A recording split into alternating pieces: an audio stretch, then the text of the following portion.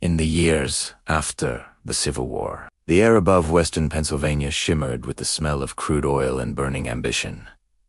Wooden derricks pierced the sky like skeletal towers. Fortunes were made before breakfast and lost by nightfall. Fires raged without warning.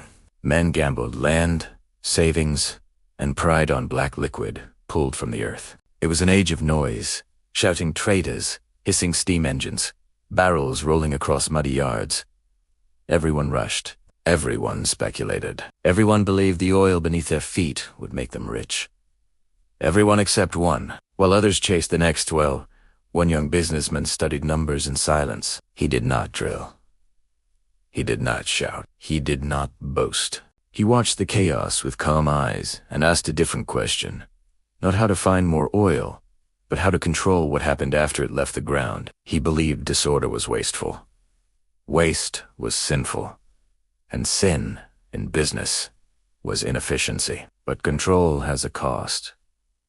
In choosing order over competition, discipline over partnership, and certainty over friendship, he would begin a transformation that no one yet understood. The oil fields would not fall in a single dramatic battle. They would tighten, quietly and methodically, into the grasp of one man's vision. And by the time America realized what had happened, it would already be too late. Welcome to Old Money Chronicles, where we bring you fascinating stories of wealth, ambition, and rivalry from the world of the richest families in history. If you love exploring historical tales of power, vast fortunes, and the fierce struggles behind elite empires, this channel is for you. If you enjoyed this story and want more grip in historical journeys, make sure to like this video, subscribe, and click the bell icon so you never miss an update. Join us as we uncover the legacies that shaped the world of old money. John Davison Rockefeller was born on the 8th of July, 1839, in Richford, New York, not into wealth, but into uncertainty. His earliest memories were not of luxury or security, but of absence. His father, William Avery Rockefeller, was a traveling salesman, often gone for months at a time. Some called him charming. Others called him a trickster. He sold miracle cures and borrowed money he did not always repay. Stability was not something he provided. If chaos shaped the household, discipline shaped the boy. John's mother, Eliza Davison Rockefeller, was devoutly religious and fiercely practical. She believed in thrift, order, and hard work. She stretched every dollar, recorded every expense, and taught her son that waste was not merely foolish, it was morally wrong. From her, John absorbed a belief that would guide his life. Control what you can, and trust little else. The family moved frequently from New York to Ohio, searching for opportunity. In Cleveland, young John began to separate himself from the instability of his father's reputation. At school, he was not loud or dominant. He was precise. Numbers comforted him. Ledgers made sense in a world that did not. At 16, in 1855, he secured his first job as an assistant bookkeeper for a small produce commission firm. He would later describe that day, the 26th of September, as one of the most important of his life. He treated his work with near-religious seriousness. Every cent accounted for. Every transaction examined. Unlike many boys of his age, he did not dream of adventure. He dreamed of balance sheets. He saved relentlessly. He loaned small amounts of money at interest. He kept careful records of profits, no matter how minor. He once said later in life, "The impression was gaining ground with me that it was a good thing to let the money be my servant and not make myself its slave." The sentence sounds calm, but behind it was fear. Fear of instability, fear of dependence, fear of becoming like the father whose charm masked uncertainty. The Panic of 1857 struck when he was just 18. Businesses collapsed. Credit tightened. Yet Rockefeller's firm survived. The experience deepened his conviction that survival belonged to the cautious and the disciplined. By the time the American Civil War began in 1861, Cleveland had become a growing commercial hub. Grain, meat, and goods flowed through its warehouses. Rockefeller was no longer a boy. He was a partner in a produce business, having borrowed money from his father, a quiet irony he rarely spoke about. But war brings change. In 1859, just 2 years before the war began, oil had been struck in Titusville, Pennsylvania. What began as curiosity became frenzy. Lamps needed kerosene. Cities demanded light. Rockefeller watched. He did not rush to the oil fields. He did not gamble on drilling. Instead, he studied the chaos forming around this new industry. Prices swung wildly. Refineries exploded. Speculators boasted loudly, then vanished quietly. But others saw opportunity in wells. He saw opportunity in refinement. It was not glamour that attracted him. It was inefficiency. By 1863, at who's 23 years old, he invested in his first oil refinery in Cleveland. It was not yet an empire. It was simply a calculated step, but already a pattern had formed. Order over emotion. Discipline over excitement. Control over trust. He was building more than a business. He was building insulation against uncertainty, against weakness, and perhaps against the fear of ever losing control again. In 1863, as the Civil War raged and the Union demanded more supplies, John D. Rockefeller made a decision that would quietly alter the future of American industry. Rather than chase oil in the fields of Pennsylvania, he entered the less glamorous but more controllable side of the business. Refining. Oil, in its crude form, was unstable and dangerous. But once refined into kerosene, it became light. And light meant homes illuminated after dark, factories extending their hours, cities growing brighter. Rockefeller did not want the gamble of drilling. He wanted the certainty of processing. His first refinery in Cleveland was modest. It was owned with Maurice Clark and Samuel Andrews, the latter a skilled chemist who understood the science of distillation. Rockefeller understood something different. Structure. From the beginning, he reinvested nearly every profit back into the business. He cut waste obsessively. Barrels were reused. Byproducts were sold rather than discarded. Lubricants, paraffin, petroleum jelly. Nothing was allowed to disappear without extracting value. Where competitors focused on expansion, Rockefeller focused on efficiency. Then came the first defining test of power. In 1865, tensions rose between Rockefeller and Maurice Clark. Clark preferred aggressive growth and more visible risk. Rockefeller preferred disciplined consolidation. Their disagreement reached a breaking point. The solution was simple and brutal. One would buy out the other. At an auction between the partners, Clark opened the bidding at $500 for the entire refinery. The number climbed rapidly. Rockefeller stayed calm. When it reached $72,500, an enormous sum at the time, Clark hesitated. Rockefeller did not. He secured the business. Years later, he would say, "It was the day that determined my career." The remark sounds modest, but it marked something deeper. Rockefeller had chosen dominance over partnership. He was just 25 years old. With full control, he moved quickly. In 1867, he partnered with Henry Flagler, a man whose financial skill matched Rockefeller's discipline. Flagler introduced new capital and strategic vision. Together, they began negotiating aggressively with railroads for shipping rates. Here lay the seed of monopoly. Transporting oil was expensive. Railroads competed fiercely for large clients. Rockefeller understood that volume meant leverage. If he could promise consistent, massive shipments, rail companies would grant him rebates, discounted rates that smaller refiners could never secure. These rebates were often secret, while independent refiners paid full freight. Rockefeller paid less, sometimes receiving drawbacks, payments from railroads based on competitor shipments. It was not illegal at first. It was simply shrewd.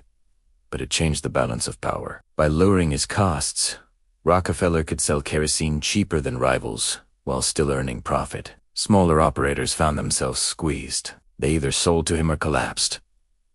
In 1870, Rockefeller formally incorporated Standard Oil Company of Ohio. The name itself suggested stability, reliability, uniformity. He wanted customers to trust that Standard Oil would not explode, would not vary in quality, would not disappoint. And in many ways, it did deliver that promise. Standard Oil improved refining processes. It reduced waste. It stabilized prices in a volatile industry. Yet beneath that, stability was consolidation. Rockefeller once remarked, "Competition is a sin." Whether spoken exactly in those words or not, the sentiment guided him. To him, competition created inefficiency. Inefficiency created instability. Instability created loss. He did not see himself as crushing men. He saw himself as organizing chaos. But organization required acquisition. Acquisition required pressure, and pressure required detachment. Former colleagues began to whisper about his methods. He remained polite, calm, almost gentle in manner. Yet behind closed doors, decisions were made without sentiment. Offers were extended with clear implications.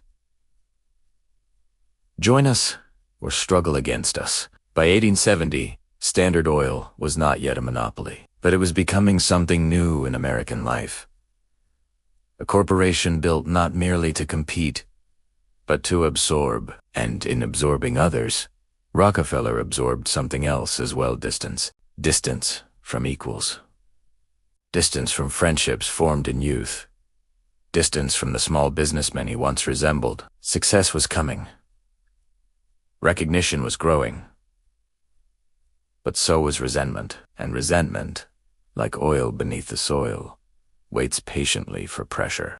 By the early 1870s, the oil industry was no longer a curiosity. It was a battlefield. Cleveland had become one of America's refining centers, crowded with small operators who believed the boom would last forever. Refineries stood side by side, their chimneys darkening the sky. Competition was fierce, prices unstable, and fortunes uncertain. Many refiners operated on borrowed money, hoping the next shipment would save them. John D.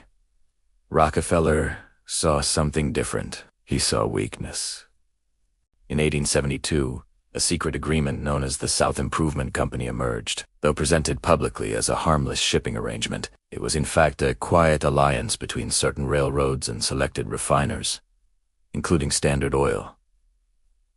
The agreement granted substantial rebates on freight rates and, more controversially, drawbacks payments based on competitors' shipments. If fully implemented, it would have crippled independent refiners overnight. When news of the agreement leaked, outrage exploded across Pennsylvania's oil regions. Producers gathered in protest meetings. Newspapers condemned the arrangement. The public called it corruption. Rockefeller remained silent. He did not defend the agreement loudly. He did not apologize. Instead, he moved swiftly. In what later became known as the Cleveland Massacre, Rockefeller and Standard Oil began purchasing rival refineries at an astonishing pace. Within a matter of weeks in 1872, Standard acquired 22 of Cleveland's 26 refineries. The method was calculated. Representatives approached owners privately. The message was clear but rarely shouted. Sell now for cash or Standard Oil stock, or face being undercut by lower prices made possible through railroad rebates and scale advantages. Many resisted at first. Pride ran deep among these early industrialists. But the numbers did not lie. Standard's costs were lower, its network stronger, its access to capital greater. Some sold reluctantly, others gratefully, a few angrily. Rockefeller often framed his offers as protection rather than conquest. He believed consolidation would bring stability to a chaotic industry. The latter side of combination is here to stay. Individualism is gone, never to return. To him, he was saving the industry from ruin. But to those absorbed, it felt different. Once Cleveland was secured, Standard Oil expanded beyond refining. Rockefeller understood that true control required integration.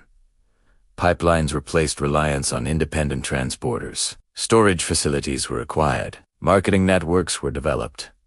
He did not simply refine oil. He controlled its journey from well to consumer. By the mid-1870s, Standard Oil's reach extended into New York, Philadelphia, and beyond. Headquarters shifted to New York City in 1877, placing Rockefeller closer to America's financial elite. He entered rooms filled with bankers and industrial magnates.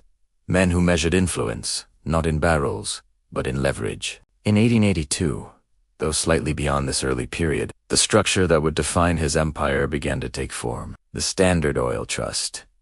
But even before its formal creation, the principle was clear. Multiple companies, operating across states, were quietly directed by a central authority. By 1879, Standard Oil controlled roughly 90% of oil refining in the United States. It was a staggering figure.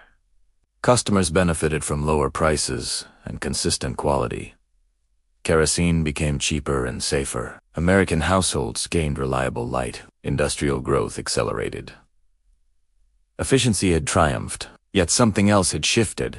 The independent spirit that had characterized the early oil fields. The belief that any man with courage and capital could compete was fading. Smaller operators found themselves dependent, either as partners within Standard or as marginal players struggling on its edges. Rockefeller's personal life reflected a similar tightening of control. It was polite, even reserved, in public, deeply religious. He taught Sunday school and gave generously to his church. But socially, he remained distant. He trusted few beyond his inner circle of associates. His wealth grew rapidly, but so did criticism. Newspapers began to question the fairness of railroad rebates. Whispers of monopolies. Some praised him as a visionary organizer. Others condemned him as a destroyer of opportunity. He did not respond emotionally. Instead, he continued refining processes, negotiating contracts, and expanding infrastructure. He believed scale was moral. Waste was immoral. Competition, to him, was a reckless duplication. Yet in removing competition, he removed something else. By consolidating so thoroughly, Standard Oil became not just dominant, but indispensable. Railroads depended on its shipments. Workers depended on its wages. Investors depended on its stability, and when an institution becomes indispensable, challenging it becomes dangerous. Rockefeller had achieved what few before him had imagined. Near total control of a vital American industry. But dominance invites scrutiny. The same efficiency that brought order to oil fields also concentrated power in one set of hands.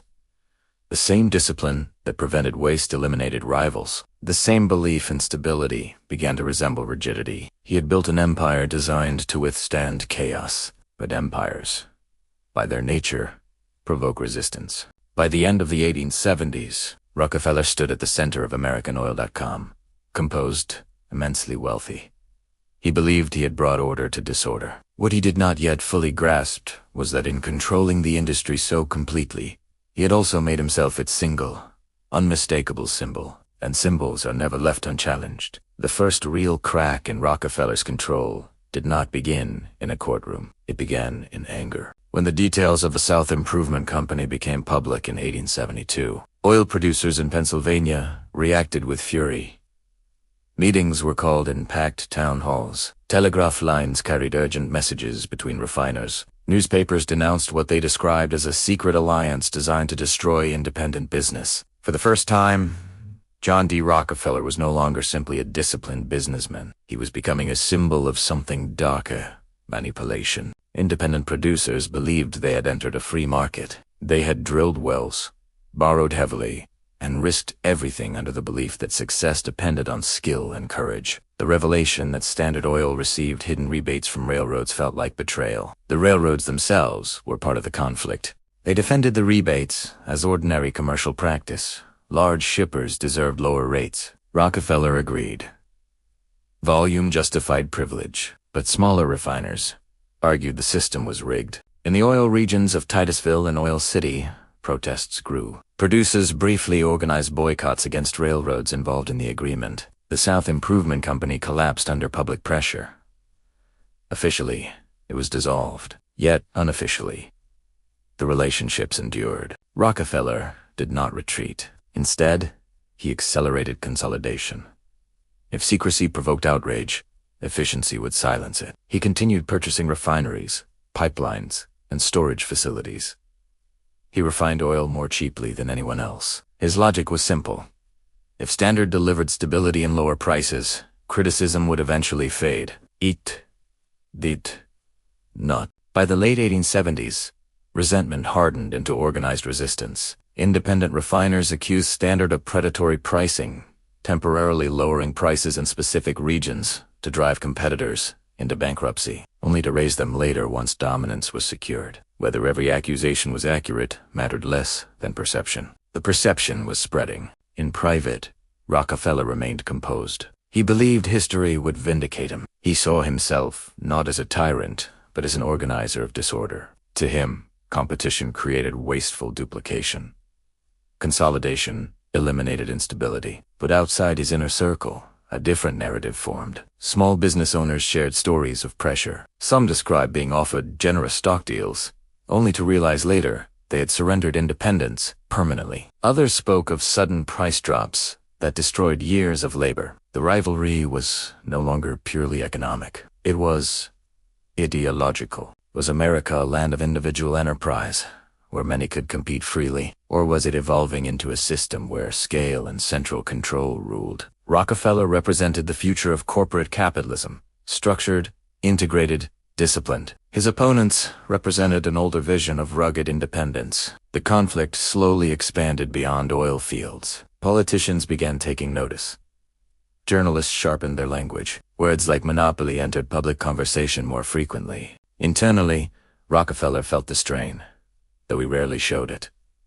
He withdrew further from public appearances. He avoided unnecessary interviews. His religious devotion deepened, as if moral certainty could counter public suspicion. The rivalry had begun quietly, through contracts and calculations.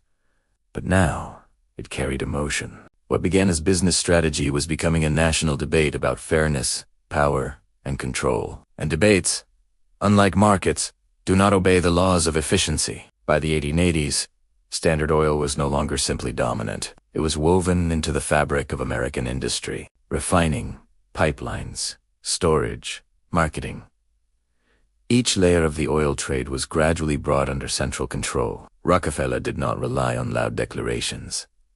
He relied on structure. Through trusted associates and carefully designed agreements, Standard Oil held influence over dozens of companies operating across multiple states. In 1882, that influence was formalized in a new legal innovation, the Standard Oil Trust. Under this arrangement, shareholders in various companies transferred their shares to a small group of trustees, including Rockefeller, in exchange for trust certificates. Though the companies appeared separate, real authority rested in a single center. It was a brilliant solution to a growing problem. State laws restricted corporations from operating freely across state lines. The trust bypassed those restrictions without technically breaking them. But brilliance invited suspicion. To critics, the trust represented something dangerous. Concentrated power without accountability. Newspapers began referring to the Standard Oil octopus, its tentacles spreading across the nation. Political cartoons depicted Rockefeller as a giant figure, towering over pipelines and railroads. Public resentment intensified. Independent refiners still operating in scattered regions found themselves squeezed by Standard's pricing strategies. If a competitor emerged in a particular town, Standard often lowered prices sharply in that area, sometimes below cost, until the rival collapsed or agreed to sell. In other regions, prices remained stable and profitable. Rockefeller defended such tactics as normal competition. He argued that consumers benefited from lower prices. And indeed, kerosene prices fell steadily through the 1880s, making light more affordable for ordinary families. Yet the debate was shifting. Was cheap oil worth the disappearance of choice? At the same time, political winds were changing. The rapid growth of trusts in industries beyond oil, steel, sugar, railroads created fear that America was drifting towards corporate oligarchy. Farmers, small merchants, and labor groups began voicing concern that economic freedom was being replaced by dependency. In 1890, Congress passed the Sherman Antitrust Act, declaring combinations and restraint of trade illegal. Though the law's language was broad and initially weakly enforced, its intent was clear. Monopolies would face scrutiny. Standard Oil responded not with panic, but with restructuring. In 1892, the Ohio Supreme Court ruled that the Standard Oil Trust violated state law and ordered its dissolution. Publicly, the trust was broken apart. Privately, control remained largely intact through holding companies and coordinated ownership structures. The tension between law and power became a silent chess match. Rockefeller himself grew more withdrawn during this period. He stepped back from daily management in the mid-1890s, though his influence remained profound. Critics interpreted his silence as guilt. Supporters saw it as dignity. Inside, the rivalry was leaving its mark. Rockefeller had built his empire on order and certainty. Now he faced something less predictable. Public opinion. Numbers could be balanced. Contracts could be negotiated, but reputation could not be calculated so neatly. The industry was stable, efficient, profitable, yet beneath that surface stability, hostility simmered. The battle was no longer about railroad rebates alone. It was about legitimacy, about whether Standard Oil's dominance was earned through superior management or secured through suppression. And as the 1890s closed, a new force prepared to enter the struggle, not armed with capital or pipelines, but with words that would pierce deeper than competition ever had. By the final decade of the 19th century, John D. Rockefeller had become one of the wealthiest men in America. His fortune was so vast that ordinary citizens struggled to comprehend it.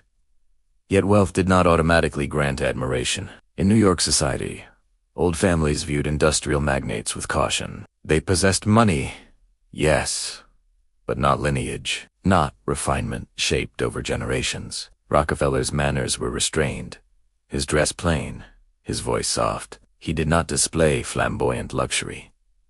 He preferred discretion. Still, acceptance remained incomplete. Standard Oil's dominance had made him powerful, but power attracts scrutiny. In drawing rooms and financial clubs, his name provoked debate. Some praised his discipline and foresight. Others whispered that his fortune was stained by unfair advantage. Public memory had not forgotten the South Improvement controversy, nor had independent oil producers forgiven what they saw as calculated elimination. Meanwhile, across the country, a new generation of journalists emerged. Investigative writers determined to expose corruption in business and politics. They were soon called muckrakers, though many wore the label with pride. Among them was Ida Tarbell. Tarbell's connection to the oil industry was personal. Her father had been an independent oil producer in Pennsylvania. He had suffered during the early years of Standard Oil's consolidation. Though Tarbell approached her subject with research and documentation rather than fury, the emotional undercurrent was undeniable. Beginning in 1902, her detailed investigation into Standard Oil was published in McClure's magazine. Month after month, readers followed her careful reconstruction of secret railroad rebates, aggressive acquisitions, and internal correspondence. She betrayed Rockefeller not as a monster, but as a calculating strategist whose pursuit of control often disregarded fairness. Her writing was calm, methodical, devastating. She once observed that Rockefeller had never played fair, and that ruined his greatness for me.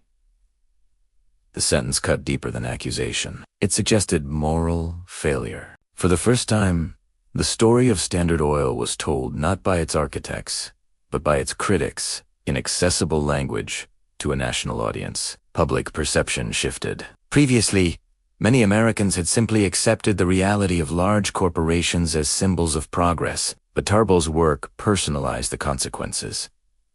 She described ruined businesses, pressured competitors, and the hidden mechanics of power. Readers began to question whether efficiency justified exclusion. Rockefeller rarely responded publicly to Tarbell's articles.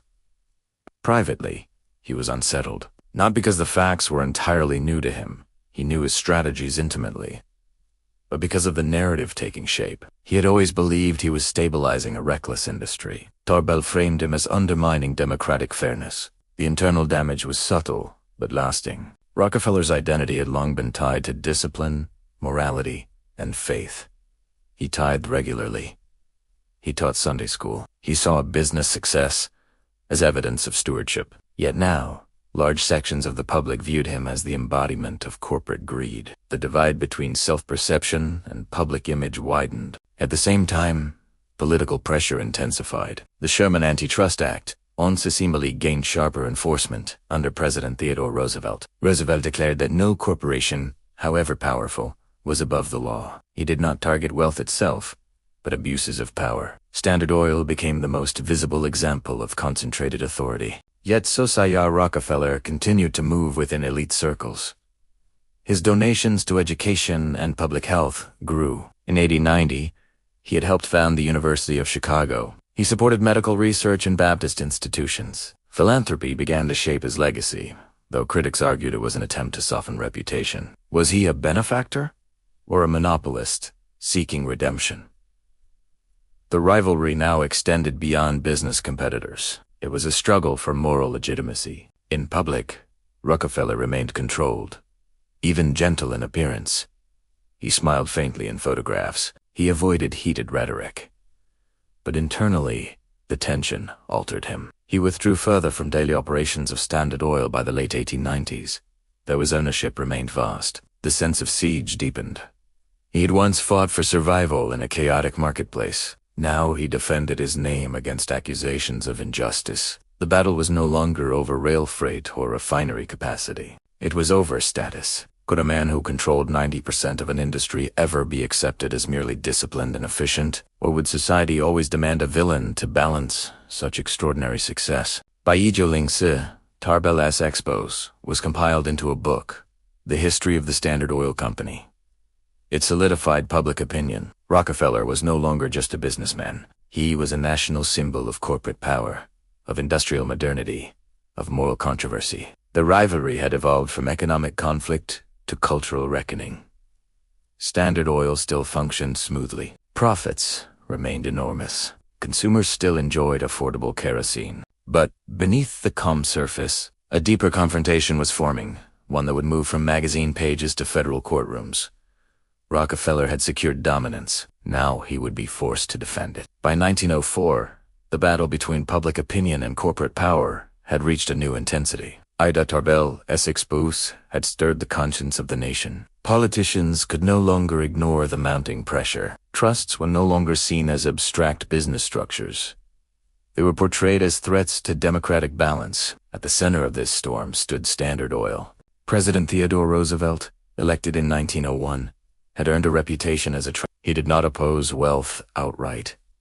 He admired efficiency and discipline, but he believed that no private entity should wield unchecked control over markets essential to the public. In speeches, Roosevelt declared, "No man is above the law, and no man is below it." The words were simple, but their meaning was pointed. Even Rockefeller. Behind closed doors, federal investigators began assembling evidence. They reviewed contracts, railway agreements, pricing patterns, and internal communications. Years of consolidation were examined under a new lens, not as clever business strategy, but as potential restraint of trade. The legal weapon was the Sherman Antitrust Act of 1890, a law once considered vague and difficult to enforce. Now, under a determined administration, it was sharpened. Standard Oil's leadership was aware of the shifting atmosphere. Though Rockefeller had largely stepped back from daily management by this time, his influence remained unmistakable. He followed developments carefully, relying on trusted advisors to assess risk.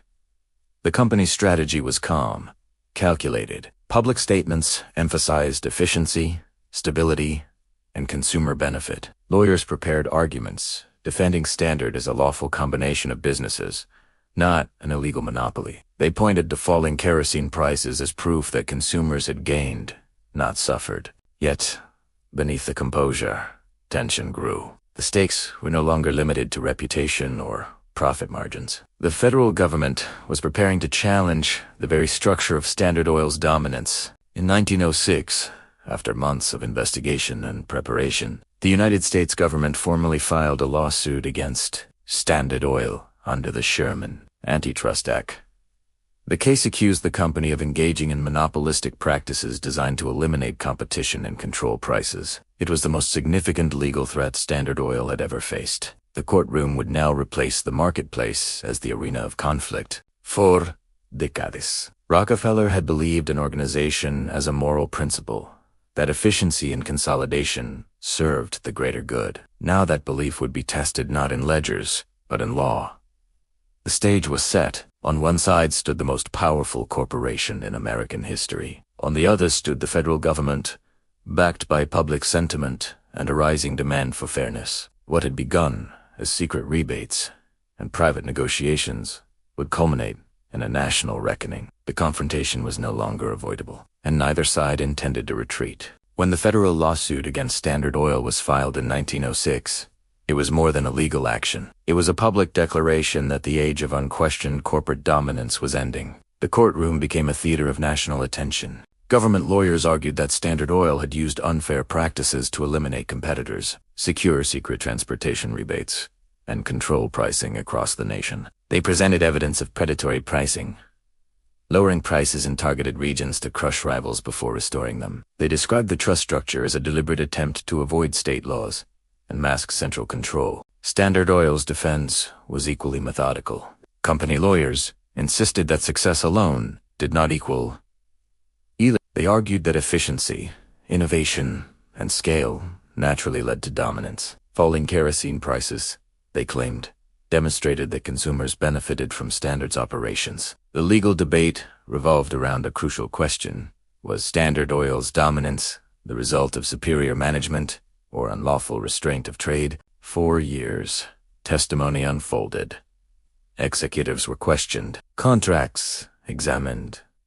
The public followed newspaper coverage closely. The image of Rockefeller, though he was not physically present in every proceeding, loomed over the case. By this time, Rockefeller was in his late 60s, living more quietly, increasingly focused on philanthropy. Yet his earlier decisions were being dissected line by line. The pressure was relentless. For Standard Oil's leadership, the risk was existential. A loss could mean forced dissolution. A victory would reaffirm corporate freedom. There was little middle ground. Meanwhile, public opinion shifted further towards regulation. The progressive era was reshaping American politics. Citizens demanded transparency, accountability, and limits on concentrated power. The idea that one corporation controlled nearly all oil refining seemed incompatible with democratic ideals. In 1909, a federal circuit court ruled against Standard Oil, declaring it in violation of the Sherman Antitrust Act and ordering its dissolution. The company appealed immediately to the United States Supreme Court. The final decision would define not only Standard Oil's fate, but the boundaries of American capitalism. On 15 May 1911, the Supreme Court delivered its ruling. In a landmark decision, the court declared that Standard Oil had indeed violated the Sherman Antitrust Act through unreasonable restraint of trade. It ordered the company to be broken into 34 separate entities. The verdict was clear. Standard Oil, as a unified trust, would cease to exist. It was the moment of no return. For decades, Rockefeller had believed that consolidation was progress.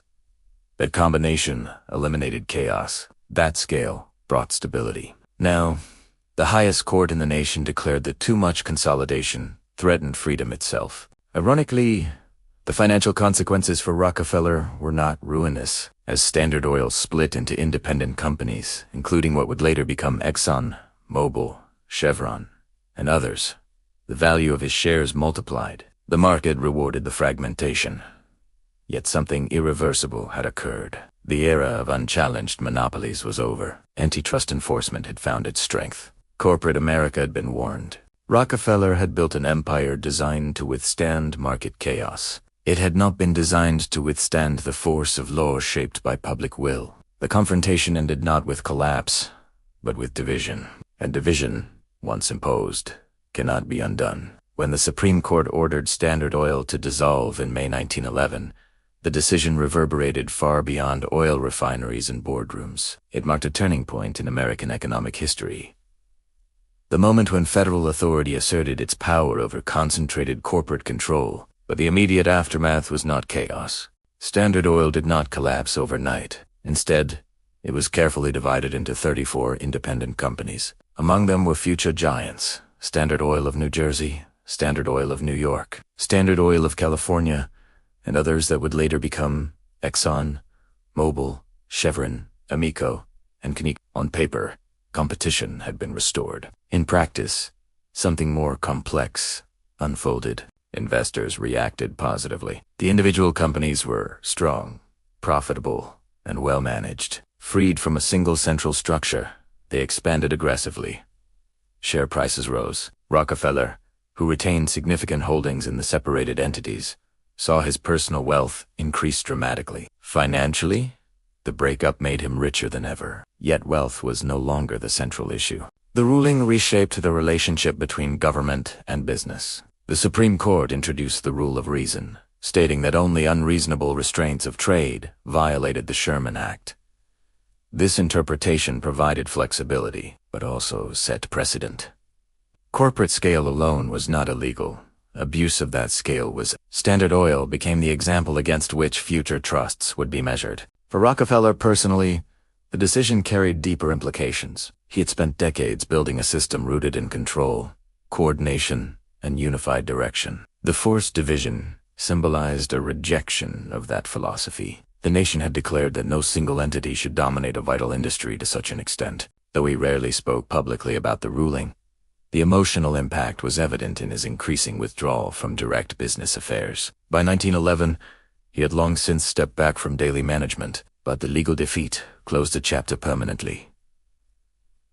The point of no return had arrived. Before the lawsuit, consolidation had seemed like the natural evolution of industry. After the ruling, it carried inherent suspicion. Trusts were no longer innovations. They were potential threats. Public memory began to solidify. For some Americans, Rockefeller remained a brilliant organizer who had brought stability and efficiency to a reckless industry. For others, he embodied corporate greed restrained only by legal force. The split identity would endure. Yet there was irony in the outcome. The breakup did not dismantle the oil empire's influence. Instead, it decentralized it. The successor companies competed, innovated, and expanded globally. Oil would soon fuel automobiles, aeroplanes, and modern warfare. The infrastructure Standard Oil built, pipelines, refineries, distribution networks, became foundations for 20th century industrial growth. The monopoly ended, the system survived. Politically, the decision strengthened the progressive movement. It signaled that democratic institutions could challenge immense private power. Antitrust enforcement became a permanent tool of federal policy, later applied to industries such as telecommunications and technology. Economically, the ruling reassured small businesses that absolute dominance would not go unchecked. Whether competition truly flourished in oil markets remains debated by historians, but the principle had been established. Morally, the consequences were more ambiguous. Rockefeller had argued that consolidation eliminated waste and protected consumers, and indeed, kerosene prices had fallen under Standard Oil's control. Safety standards had improved. Supply had stabilized. These facts remained true, but so did another truth. Countless independent refiners had vanished. Choices had narrowed. Power had concentrated in ways that many found unsettling. The Supreme Court's decision did not erase Rockefeller's achievements, nor did it erase his methods. It reframed them. In the years that followed, Rockefeller turned increasingly towards philanthropy. He expanded funding for medical research, education, and public health initiatives. The Rockefeller Foundation, established in 1913, aimed to promote the well-being of mankind throughout the world. To some observers, this generosity represented genuine moral conviction. To others, it appeared as an effort to reshape legacy. Perhaps it was both. The breakup of Standard Oil did not diminish Rockefeller's influence over American industry, but it permanently altered how power would be judged. Efficiency alone was no longer sufficient defense.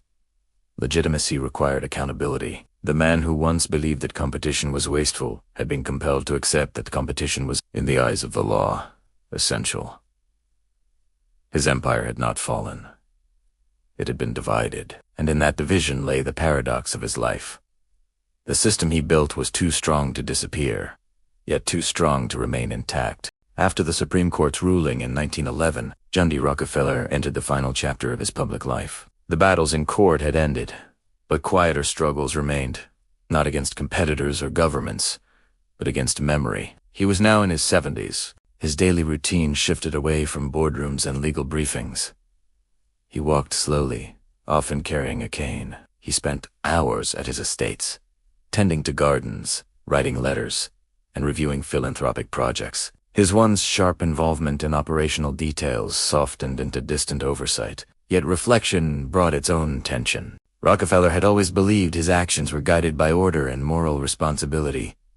Waste troubled him. Chaos unsettled him. In his mind, consolidation had been a service, not theft, but structure. The breakup of Standard Oil forced him to confront a different interpretation of his life's work. He did not publicly confess regret, nor did he aggressively defend himself. Instead, he turned more fully towards philanthropy, as though generosity could answer criticism more effectively than argument. The University of Chicago, founded with his support in 1890, expanded rapidly. Medical research institutions flourished with his funding. The Rockefeller Foundation, established in 1930, channeled millions into public health campaigns, including efforts to combat hookworm and improve sanitation. He once remarked, "I believe it is every man's religious duty to get all he can honestly and to give all he can." The sentence reflected his lifelong conviction that wealth carried obligation. But even as donations grew, public memory remained divided. Some newspapers softened their tone,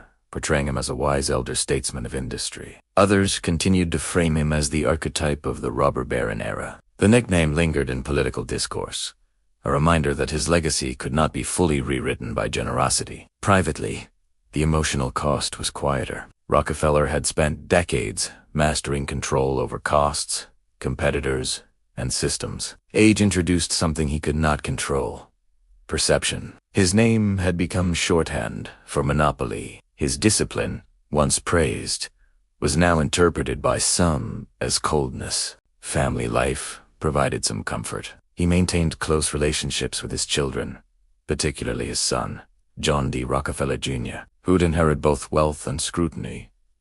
Yet even within the family, the weight of the name carried expectation. The final battles were not fought in courts. They were fought in narrative. Would history remember him as the man who stabilized an industry and built modern corporate organization, or as the figure whose ambition forced the government to intervene for the sake of fairness? He could not dictate the answer. The empire had been divided, but the foundations remained. Oil continued to fuel America's growth. The successor companies expanded globally. Industrial power surged into the 20th century. Rockefeller's later years were marked by quiet discipline, prayer, reflection, measured generosity. He rarely revisited the legal confrontation publicly. Perhaps he believed time would refine judgment, just as he once refined oil. Or perhaps he understood that even the most carefully built system cannot fully control how it is remembered. If power is measured by control, legacy is measured by what remains after control fades. By the early 20th century, John D. Rockefeller's influence extended far beyond oil. Though Standard Oil had been divided,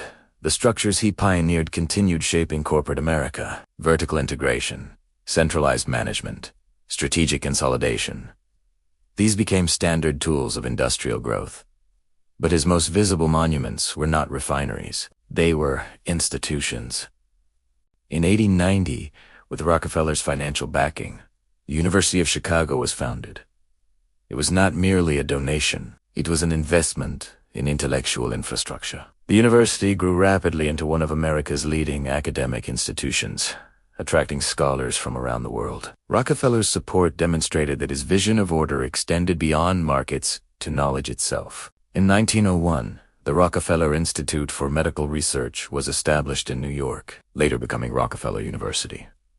It focused on scientific discovery, particularly in medicine. At a time when infectious diseases claimed thousands of lives annually, such research carried enormous significance. The Rockefeller Foundation, founded in 1913, expanded this mission globally. It funded public health campaigns, medical schools, agricultural development, and education. Its work in combating hookworm in the American South and yellow fever in Latin America illustrated a shift in Rockefeller's focus from consolidating industry to improving human welfare. To supporters, these efforts signaled redemption, proof that wealth, even when controversially earned, could serve humanity. To critics, philanthropy was more complicated.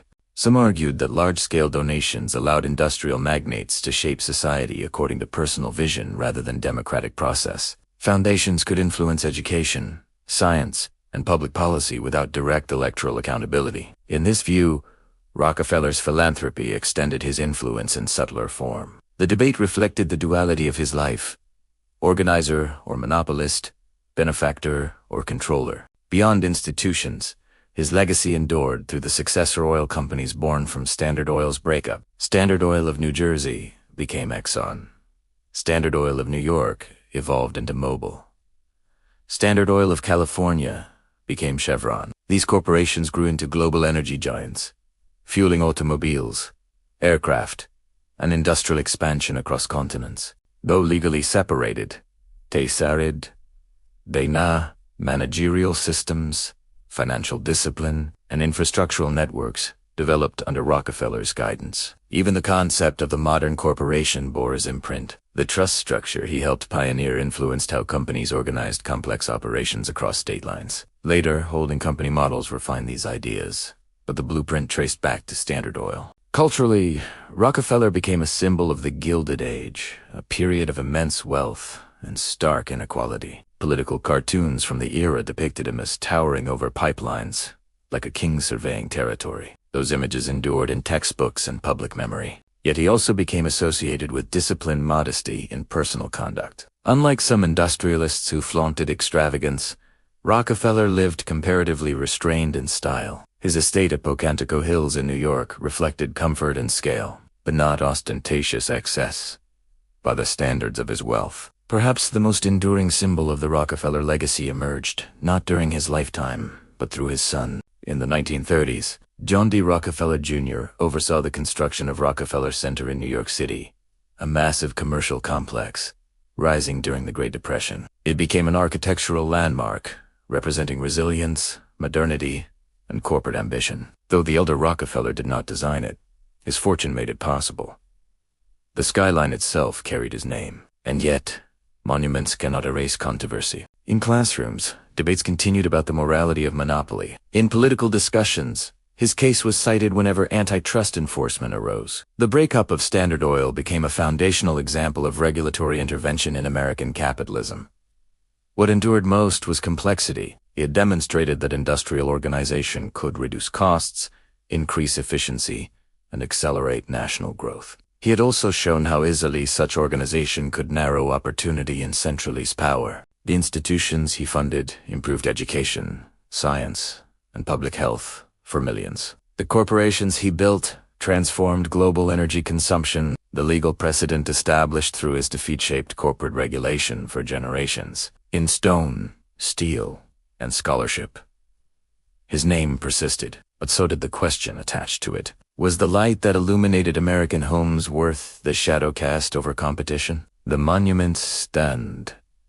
The answer remains debated. By the 1920s, John D. Rockefeller was no longer an industrial titan directing strategy from behind the curtain. He had become a living relic of an earlier age, the last towering figure of the Gilded Era still standing. The world around him was changing. Automobiles filled American roads. Oil was no longer simply for lamps. It powered engines, aircraft, and global trade. The companies that once formed Standard Oil had expanded internationally, exploring new fields and refining new fuels. The industry he had disciplined now operated on a global scale. Yet Rockefeller himself moved slowly. He spent much of his time at his estate in Pocantico Hills, New York, or at his winter residence in Florida. He played golf into his 80s. He attended church faithfully. He handed out dimes to children, a habit that became almost symbolic. A small gesture from a man once accused of controlling an entire industry. Public hostility had softened with time, though it never disappeared entirely. Younger generations viewed him less as a direct threat and more as a historical figure. The fierce debates of the early 1900s had shifted towards new concerns: labor rights, war, economic depression. Still, the image of the robber baron lingered in textbooks and political speeches. Rockefeller's final years were marked by quiet routine rather than dramatic conflict. He reviewed philanthropic reports. He followed market developments from a distance. He maintained strong ties with his children, particularly his son, who increasingly carried the public responsibilities attached to the family name. There was no dramatic collapse, no spectacular loss of fortune. Unlike many industrial empires that faded with their founders, Rockefeller's wealth endured. His diversified holdings and investments, especially in the separated oil companies, continued generating enormous returns. When the stock market boomed in the 1920s, his fortune grew further. But influence had changed form. He no longer shaped markets through direct control. Instead, his impact flowed through institutions, foundations, and family legacy. The era in which one man could dominate an industry so completely had been restrained by law. In that sense, his decline was not financial. It was structural. The system he built could no longer exist in its original form. On the 23rd of May, 1937, John D. Rockefeller died at the age of 90. He had lived long enough to see America transformed from a recovering Civil War nation into an industrial and global power. At the time of his death, he was one of the richest individuals in modern history. Adjusted for inflation, his fortune rivaled that of any billionaire who followed. But wealth was only part of the story. He left behind universities, research institutions, foundations, corporate descendants, and a legal precedent that shaped modern capitalism. He also left behind an unresolved moral debate about monopoly and fairness. The oil empire had been divided. The fortune had survived. The name had endured. Yet the age of unchecked dominance, the belief that organization alone justified control, had passed.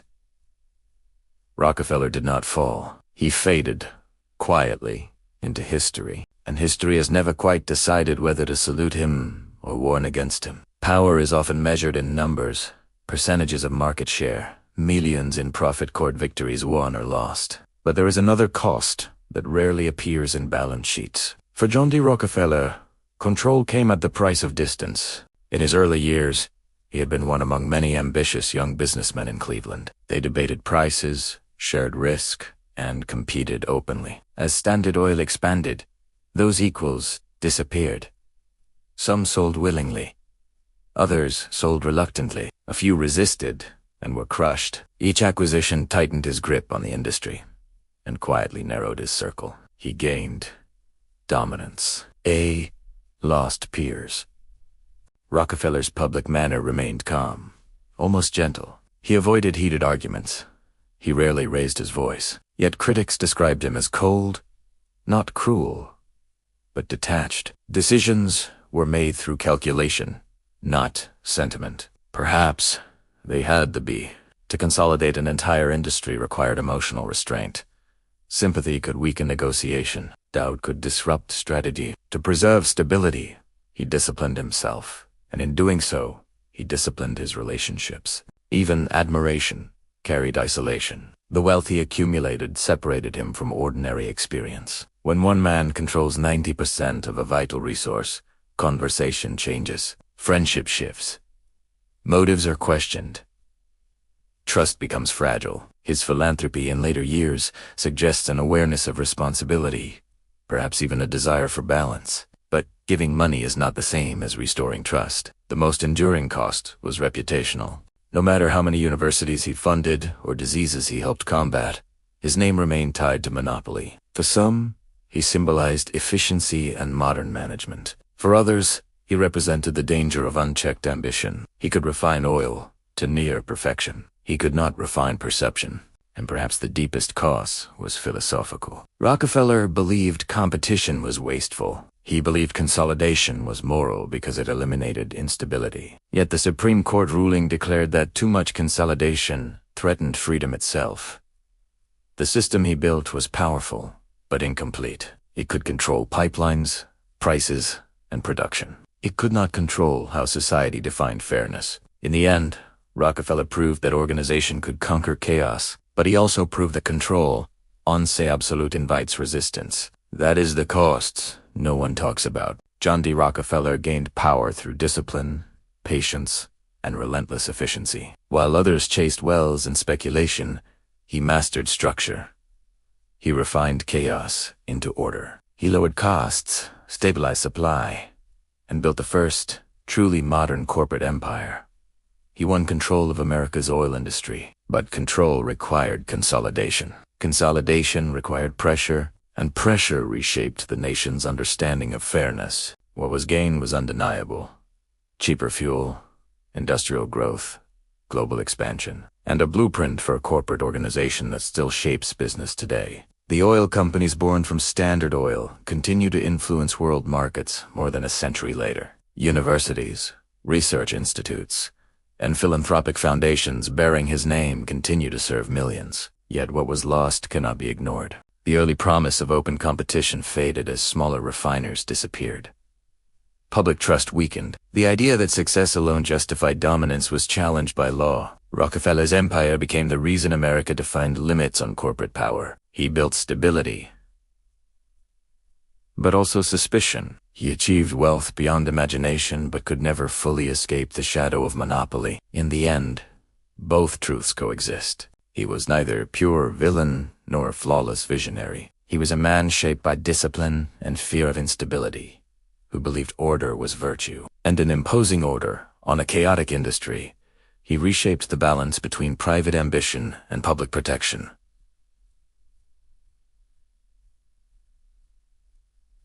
History remembers his fortune. It also remembers the warning attached to it. Because in the world of old money, the greatest victories rarely come without invisible scars.